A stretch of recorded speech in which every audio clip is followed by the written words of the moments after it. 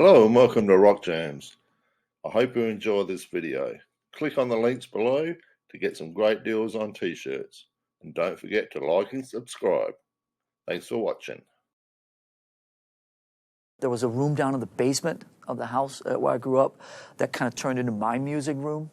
And my friends and I would we'd get like cardboard boxes, paint stirrers. We'd have a foosball table and tennis rackets and a broom shaft. And we would be Deep Purple and Status Quo and Uriah Heep, and we would turn the heat up. There was an old radiator heater, and we would turn the heat up to 10 in the room. Then we'd start sweating and, miming along to Made in Japan and Uriah Heep Live and so on and so forth. And I was the one that kind of ended up on the cardboard boxes with the paint stirrers. And it just kind of gravitated towards that. And probably pretty soon thereafter, I got down on my knees in front of my grandmother. And I was about 14 or 15, and I begged her for a drum kit. And lo and behold, the grandmothers are prone to make these things happen. Within a fairly short time period, a drum kit showed up. Single kick, one rack, 2 floor toms. It was kind of pieced together. I think it was like a Slingerland tom and a Premier floor and something else. They were all sort of a little bit kind of like, maybe there was a Ludwig drum in there. Was a little bit kind of the kind of that classic cream color kind of thing there, But that was the first kit, and I banged away on that for a couple of years. After my drum kit got stolen, my Camco drums got stolen in the spring of '84 on the East Coast. I think I punted my way through renting drums for the better part of the next 6 or 8 months. We played a lot in Europe, but every time we went to Europe, we'd get rental drum kits that would fall over and blah, blah, blah. So when we hooked up with Q Prime and Cliff Bernstein and that whole thing in the fall of '84, instantly they connected me to Tama. This was probably October of '84. And Neil Peart at that time was the big Tama and Dorsey. And Cliff Bernstein, our manager, was the guy that signed Rush to Mercury Records a decade before. So he knew the Rush guys really well. He said, "You want to talk to Neil Peart about drums?" I was like that big at the time. And it was just like talking to Neil, who was like the god of gods. And so I actually, managed to sort of get enough gusto up to dial the phone number that I was given. And I called him, and it's like I spoke to Neil Peart for like half an hour about Tama drums. It was pretty amazing. The good people at Tama sent me a drum kit to my specifications, and so that's 29 years. I've never thought of playing any other drums. They were the first ones that stepped up and helped out, and they've been absolutely amazing since. That's the only setup I've played since the summer of '94. Before that, I had 2 extra rack toms, a small one there and a big one there.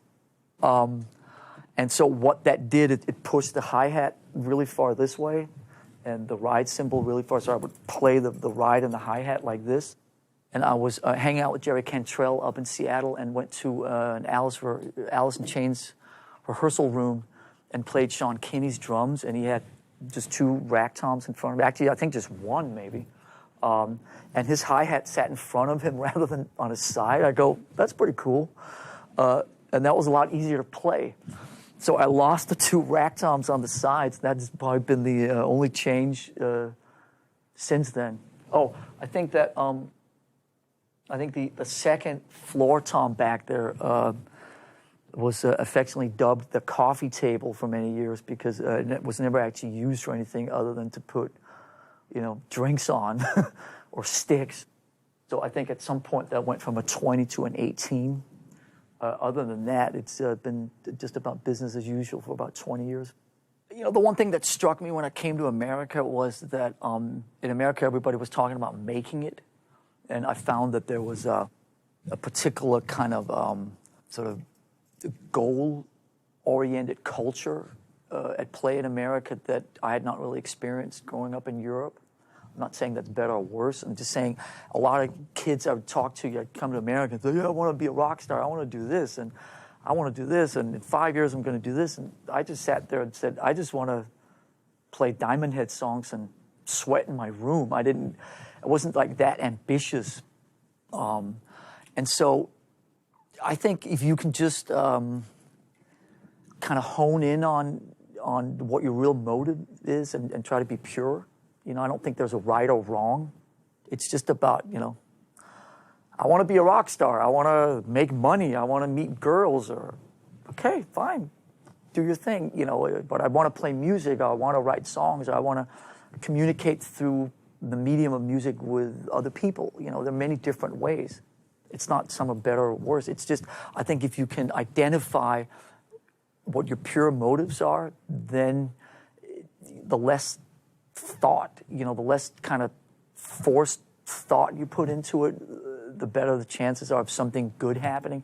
Now, something good may not equal something successful, but that's okay. I mean, you can still be successful and not necessarily be widely recognized, you know what I mean? So there are many different takes on this. I think that ultimately people that are talented, will rise to the top, an audience will find you if you stick with it.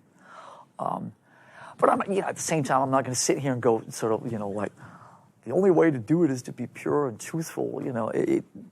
Everybody's got their own truth, But for me, I just wanted to play music. And I don't know what it was about sweating. I don't know. It may sound a little silly, but it was just like, playing and turning up the heat and sweating. I don't know. I guess that's what the people that we looked up to did on stage. So that's who we wanted to be, in some way, I think you could argue that I look at the stage as being probably the safest place in my day on tour. There's nobody that bothers me up there. There's nobody taps me on the shoulder. There's no phone calls. There's nothing I can do. There's a tremendous amount of freedom up there. And when it really works and you free yourself of everything else that's going on and you connect with the three other guys in the band and you connect with the audience, obviously it's very freeing. And I think obviously sort of just being able to sort of do what you feel in that moment is very liberating. We've had a pretty fulfilling ride for the better part of 32 years and a lot of different experiences. I think that,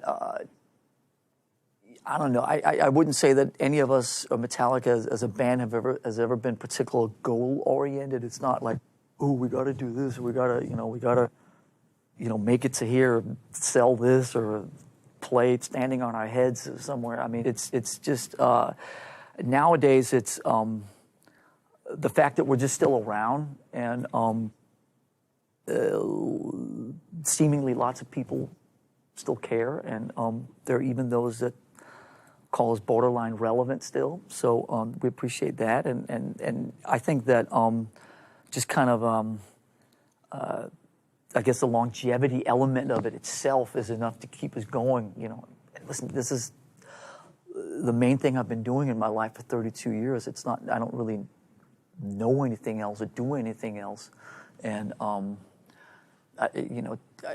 not particularly, I don't really have any ambitions or anything like that. We got to do this, or when we take a year off, I've got to go climb, Mount Everest or anything like that. So I love playing. I love playing with James, Kirk, and Rob, and I love getting out there and getting amongst it, and I would never change any of it.